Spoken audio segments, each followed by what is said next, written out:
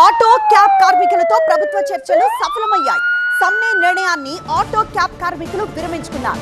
Khairatabad RTO ఆఫీసులో కార్మికులతో అధికారులు చర్చలు జరిపారు. జూమ్ ద్వారా పాల్గొన్నారు రవాణా శాఖ మంత్రి పొన్నం ప్రభాకర్. కార్మికుల డిమాండ్స్ పై సానుకూలంగా స్పందించింది ప్రభుత్వం. మంత్రి పొన్నం హామీతో సమ్మెను విరమించుకున్నారు కార్మిక సంఘాల నేతలు.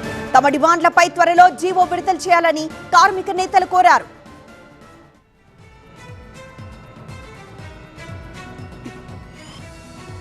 ఆటో క్యాబ్ కార్మికులతో ప్రభుత్వ చర్చలు సఫలమయ్యాయి.